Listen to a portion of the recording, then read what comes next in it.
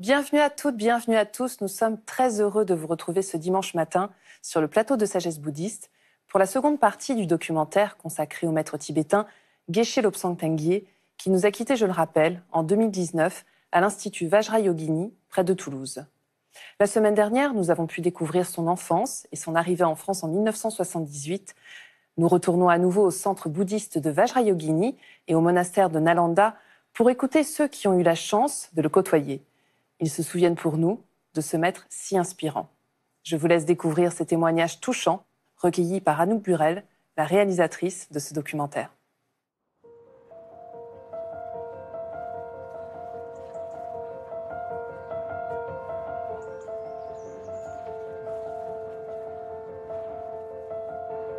Lila, est-ce que tu te souviens bien de Geshe-la?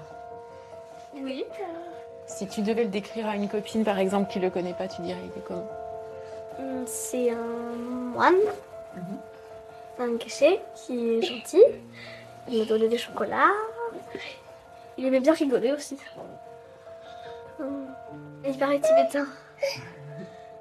Il a toujours beaucoup aimé Lila. À chaque fois qu'on allait le voir, Ah oui, c'était le rayon de soleil, Lila. il apprenait. Il avait vraiment cette expression de « Ah, il était super content de l'avoir, quoi. » C'était vraiment les yeux...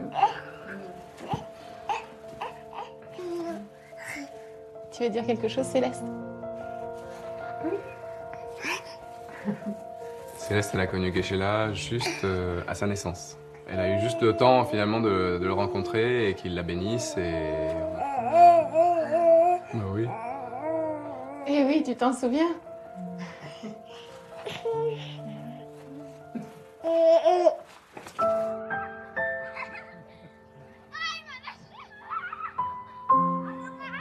Pour moi, c'était un père, un maître, un phare. C'est la plus belle rencontre de ta vie? Sans doute, ouais. La plus belle rencontre, ouais. J'étais pas vraiment la personne la plus calme et la plus sereine qu'on puisse rencontrer à l'Institut quand on me croisait. Je laissais plutôt la colère m'envahir et donc, il m'a ordonné et puis après je lui fais mais Geshe-la, qu'est-ce que je fais maintenant? Qu'est-ce que je fais? Alors il me regarde et puis il me fait pacifie ton esprit. Alors je lui dis bon, ok, d'accord, mais bon, à part ça. Et là, il me regarde de nouveau et puis il me fait pacifie ton esprit. Et c'est là que le travail a commencé, quoi. C'était d'être bon, quoi. Bon. Et j'espère que on se rencontrera encore avec lui, mais je pense. D'autre part, dans notre... je sais pas où.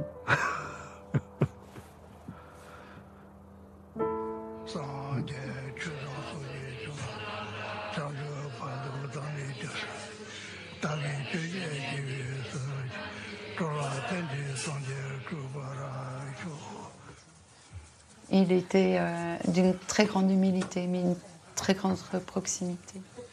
Quand on allait pour se prosterner devant lui, il était là, asseyez-vous, tu vois. Il n'aimait pas toutes ces choses-là, quoi.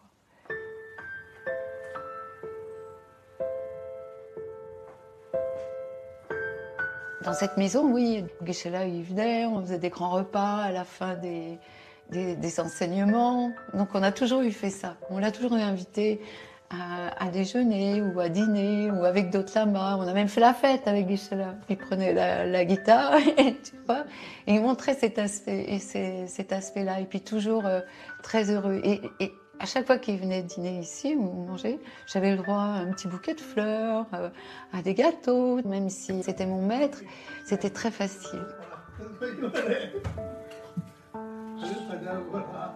Et pour moi, Geshe-la, c'est un soutien sans faille dans tout ce que j'ai vécu. Et il était toujours là, toujours là. Et ça, c'est rare, quelqu'un sur qui tu peux compter tout le temps.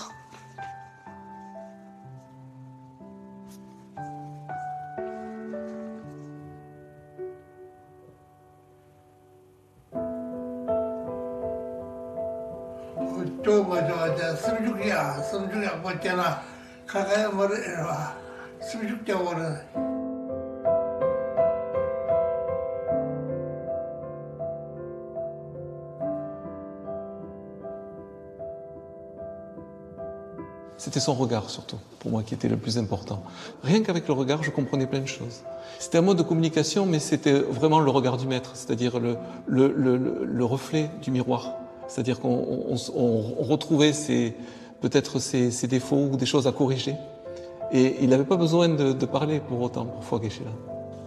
Un regard plein d'amour, plein de compassion, hein. C'était toujours dans la douceur. Je ne peux pas dire que j'ai retrouvé chez quelqu'un d'autre ce sentiment d'être, comment te dire, dans un cocon. Lorsque tu ressortais, par exemple, d'un entretien avec lui, tu ressortais de ce cocon en te disant mais tu peux t'ouvrir au monde, quoi.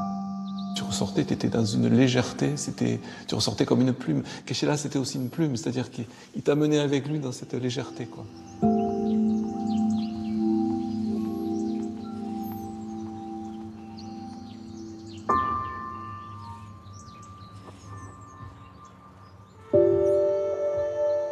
La relation avec un maître spirituel, c'est quelque chose de très particulier. C'est quelqu'un qui a changé notre vie, à tous les gens qui l'ont rencontré. Vraiment, il s'est occupé de nous pendant plus de 35 ans. Il a fait ce qu'on est aujourd'hui. Si on n'avait pas rencontré Geshe-la, je sais pas ce que je serais aujourd'hui. Comme je voyais qu'il devenait âgé, tu vois, et je pensais à prendre l'ordination. C'est pour ça que j'ai un peu précipité les choses, parce que je tenais vraiment à prendre les vœux de Ramjong avec lui. Alors quand je lui ai dit que je voulais devenir moine, il m'a dit « Excellent, excellent ». Il était super content. Et donc moi, j'étais bien sûr super content. Non, c'était spécial. C'était spécial, ouais.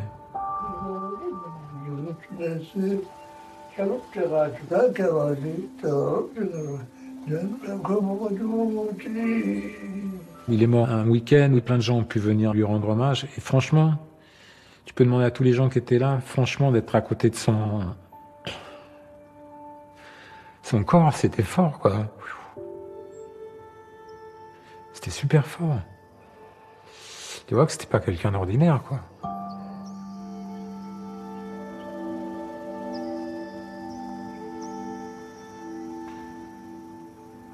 Et il était super beau en plus. Et puis il y avait une énergie. Waouh.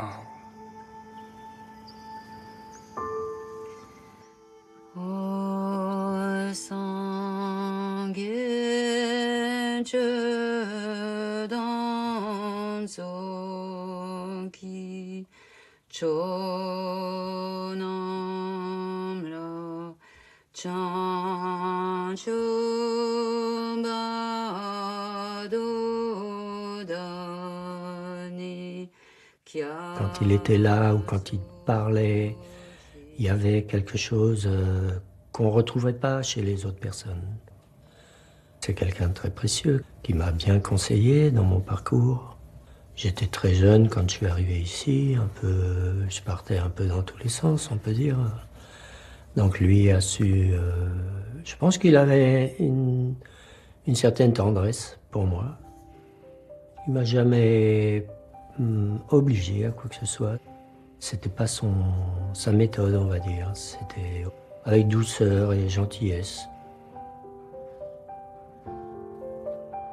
Une fois, au bout de 3 ans que j'étais ici, j'ai été le voir pour lui dire « Geshe-la, j'en ai un peu assez d'être ici. » Il m'a dit « Oui, vas-y, va faire un tour, va te promener, va voir autre chose, ça te fera du bien. » Et il m'a dit « Et puis après, tu reviendras, et après, tu repartiras, et après, tu reviendras. » Et je ne sais pas comment il savait ça, mais c'est exactement ce qui s'est passé. Il t'a bien conseillé, t'as eu une belle vie. Ouais, je crois que j'ai une bonne vie. Ouais.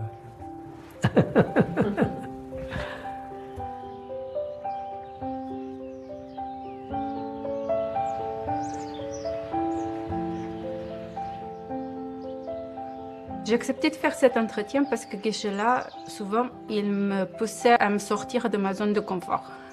Et moi, je ne suis pas trop pour me mettre en avant. Alors pourquoi tu as accepté de faire cette interview? Pour lui.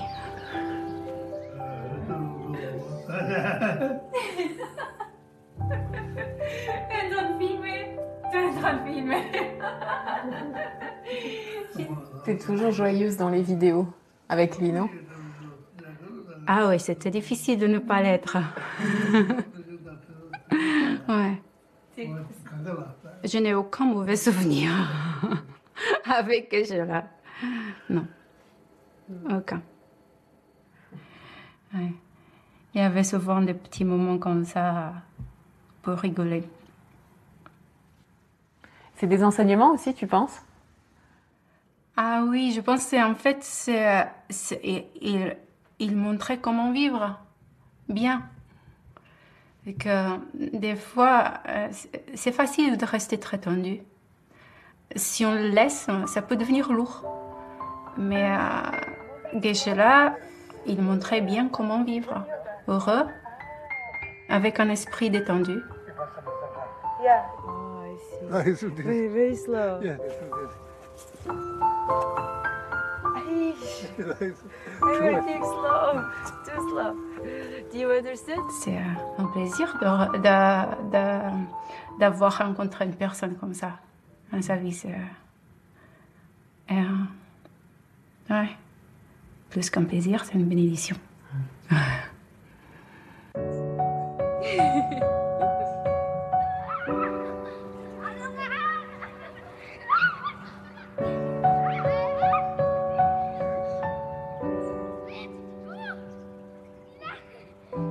J'ai toujours connu. Il m'avait dit, mais tu sais, vous, là, tous les enfants qui sont nés au château, vous êtes vraiment comme mes petits-enfants et vous comptez vraiment. Et c'est vrai que c'était hyper émouvant, cette scène-là.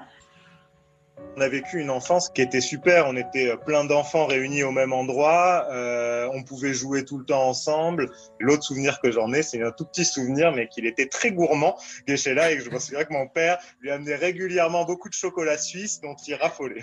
Il nous a transmis à tous, en fait, je dirais, c'est un peu cette philosophie bouddhiste qui est d'essayer d'être bienveillant, d'essayer d'avoir de la compassion, d'essayer de prendre du recul sur les choses.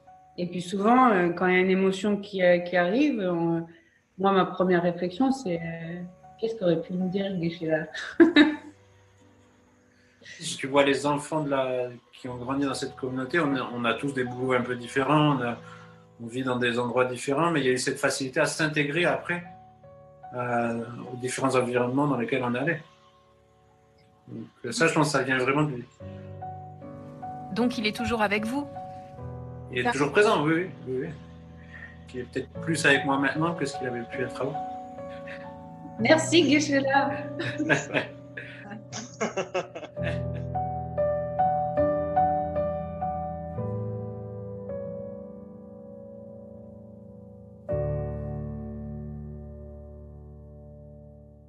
Après le parcours de ce maître si inspirant, voici quelques pistes de lecture que nous vous proposons. Avec tout d'abord 2 livres de Lama Zopa Rinpoché, publiés aux éditions Mahayana, Servir autrui, un chemin vers l'éveil, ainsi que Comment pratiquer le Dharma, et enfin L'âge d'or du Tibet de Katia Buffet-Trille aux éditions Les Belles Lettres. Ce guide formidable évoque un Tibet parfois déroutant, attachant et exceptionnel. On retrouve les différentes facettes du pays des neiges qui nourrit depuis toujours les rêves des Occidentaux. C'est la fin de cette émission. Vous pouvez la revoir pendant 1 mois sur France TV. Nous vous souhaitons une très, très belle journée.